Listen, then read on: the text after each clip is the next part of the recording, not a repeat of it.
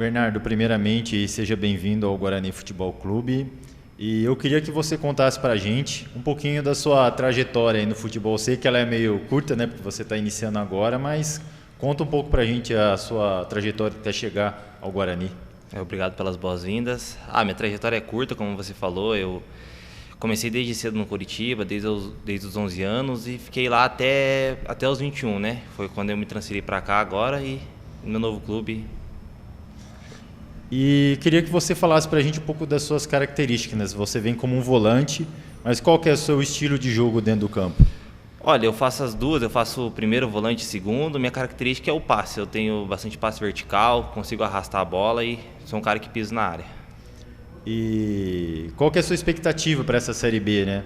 Você já é um jogador, aí, como você veio no Coritiba, né? Você teve ali uma experiência na Série A, agora vem para a Série B também para ajudar o Guarani nesse campeonato. Como que você vem enxerga o Guarani nessa competição? A expectativa é a melhor possível. Eu venho aqui para ajudar, venho aqui para ganhar experiência e espero ajudar o Guarani a conquistar os seus objetivos, que é a Série A, que é o principal disso.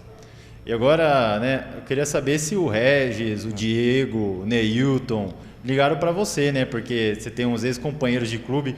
Como que foi assim essa interação deles com você quando surgiu o seu nome aqui no Guarani? O Regis, quando ele estava lá em Curitiba, ele já falou que aqui era um bom clube para eu vir, que ele falou que tinha todo o apoio, que aqui era o staff era muito bom, os funcionários, tudo ia acolher bem. E quando ele veio para cá, ele me ligou também falando para eu vir, que ia dar tudo certo, que eu ia ser bem recebido.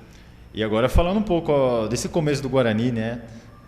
Você chegou semana passada, o Guarani já venceu 2 partidas. Como que você enxerga esse início positivo do clube na Série B?